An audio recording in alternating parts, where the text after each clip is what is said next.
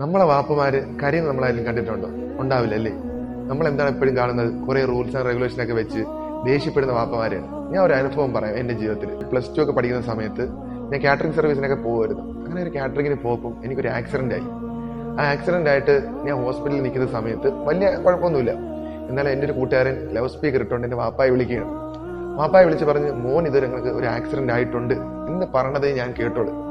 ഇത്രയും നാൾ കരയാത്ത എന്റെ വാപ്പ ആദ്യമായിട്ട് കരയുന്നത് ഞാൻ കേട്ടു. പുള്ളിക്കാരൻ ഭയങ്കരമായിട്ടും കരയാണ്. എന്റെ മോനെ എന്ത് പറ്റിയടാ നിനക്ക് എന്ന് പറഞ്ഞാൽ കരയാണ്.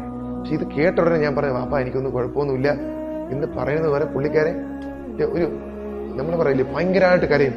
അങ്ങനെ കരഞ്ഞളഞ്ഞു.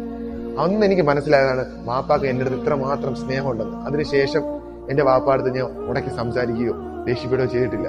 അപ്പൊ നമ്മൾ മനസ്സിലാക്കാനുള്ള കാര്യം, നമുക്ക് എന്തെങ്കിലും പറ്റിക്കഴിഞ്ഞാൽ വേറെ ആർക്കും വേണ്ടി വാപ്പ കരയത്തില്ല. പക്ഷെ നമ്മളെ കുട്ടികൾക്ക് എന്തും പറ്റിക്കഴിഞ്ഞാൽ വാപ്പ കരയും, വാപ്പ ഇമോഷണൽ ആവും. അതുകൊണ്ട് നമ്മളെ വാപ്പയെ തള്ളി പറയുകയോ മാറ്റി നിർത്തുകയോ ചെയ്യരുത്. അവർ ചേർത്ത് പിടിക്കണം.